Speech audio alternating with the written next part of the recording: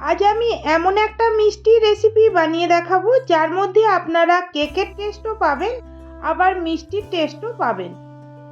নমস্কার, আমি অর্পিতা আর আমার চ্যানেলে আপনাদের সকলকে স্বাগত। আমার আজকের রেসিপি মালাই কেক। চলুন তাহলে দেখে নেওয়া যাক কিভাবে আমি এই মিষ্টিটা বানাচ্ছি। প্রথমে আমি কেক বানিয়ে নেব, তার জন্য একটা ফ্রাইং প্যানে তেল ব্রাশ করে নিলাম, দিয়ে দিলাম একটা বাটার পেপার আর বাটার পেপারটার উপরেও একটু তেল ব্রাশ করে দিলাম। এইবার একটা বড় বোলের মধ্যে নিয়ে নিলাম হাফ কাপ টক দই, দিয়ে দিলাম চায়ের কাপের মাপের হাফ কাপ সাদা তেল আর হাফ কাপ চিনির পাউডার, আর দিয়ে দিলাম 1 চা চামচ ভ্যানিলা এসেন্স। তারপরে একটা হুইস্কারের সাহায্যে এগুলোকে ভালো করে ফেটিয়ে নেব।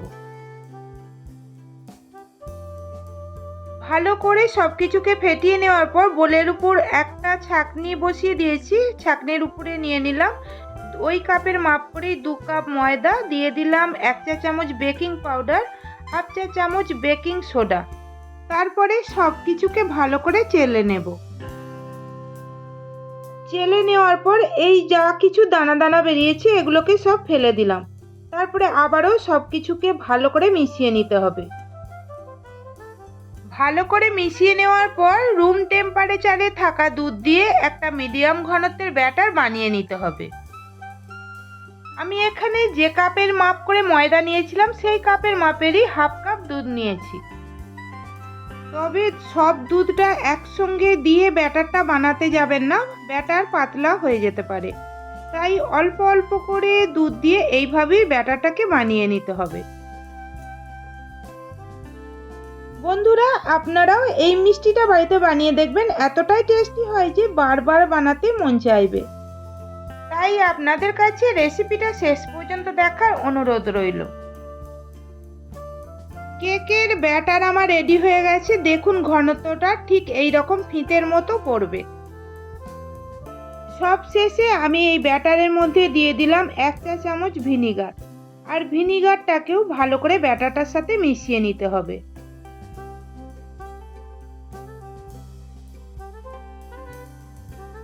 এখন যে ফ্রাইং প্যানটা আমি রেডি করে রেখেছিলাম সেই ফ্রাইং প্যানের মধ্যে ব্যাটারটাকে ঢেলে দিলাম। অপরদিকে গ্যাস অন করে আমি আগে থেকে একটা লোহার তাওয়া বসিয়ে রেখেছিলাম, আর তাওয়াটা আমার ফ্রিহিট হয়ে গেছে।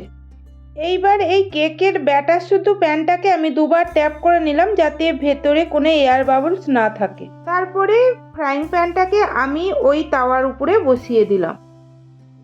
ওপর থেকে একটা ঢাকনা দিয়ে আধা ঘন্টা লো ফ্লেমে কেকটাকে বেক হতে দেব। আর ততক্ষণে আমি মালাইটাকে বানিয়ে নেব। তার জন্য গ্যাস অন করে একটা কড়াই বসিয়ে দিয়েছি, কড়াইয়ের মধ্যে সামান্য একটু জল দিয়ে দিলাম যাতে দুধ কড়াইয়ের নিচে লেগে না যায়। তারপরে আমি আধা লিটার ফুল ক্রিম দুধ দিয়ে দিলাম কড়াইয়ের মধ্যে। আমি এখানে ফুল ক্রিম দুধ ব্যবহার করেছি, আপনারা চাইলে গরুর দুধ কিংবা যে কোনো দুধও এই মালাইয়ের জন্য নিতে পারেন, কোনো অসুবিধা নেই। আর দুধের মধ্যে দিয়ে দিলাম 4 টেবিল চামচ চিনি। আপনারা যদি মিষ্টি বেশি পছন্দ করেন তাহলে চিনির পরিমাণটা একটু বাড়িয়ে দেবেন। এখন মিডিয়াম ফ্লেমে দুধটাকে প্রথমে ফুটিয়ে নেব।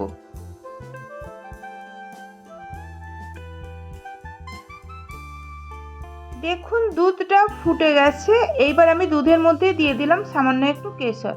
কেশর দিলে মালাইয়ে খুব সুন্দর একটা কালার আসে। আর দিয়ে দিলাম 2টো ছোট এলাচের পাউডার। ভালো করে মিশিয়ে নেওয়ার পর লো টু মিডিয়াম ফ্লেমে দুধটাকে জাল করে একেবারে অর্ধেক করে নিতে হবে। আমি এখানে বলে রাখি, আপনাদের কাছে যদি কেশর না থাকে তাহলে কেশরটাকে স্কিপ করতে পারেন। আর কেশরের জায়গায় একটু অরেঞ্জ ফুড কালারও দুধের মধ্যে অ্যাড করতে পারেন। দেখুন দুধটা জাল করে নেওয়ার পর অর্ধেক হয়ে গেছে। এদিকে একটা কাপে আমি একটু ঠান্ডা দুধ নিয়ে নিয়েছি, আর এর মধ্যে দিয়ে দিলাম 1 চা চামচ কর্নফ্লাওয়ার। ভালো করে মিশিয়ে নেওয়ার পর এইবার এই ফুটন্ত দুধের মধ্যে এই কর্নফ্লাওয়ার আর দুধের মিশ্রণটাকে দিয়ে দিলাম। তারপরে কন্টিনিউ নাড়াচাড়া করে আরও 2 মিনিট মতো দুধটাকে ফুটিয়ে নিতে হবে। এইভাবে দুধটাকে ফুটিয়ে নেওয়ার ফলে দুধটা আরও বেশি ঘন হয়ে যাবে।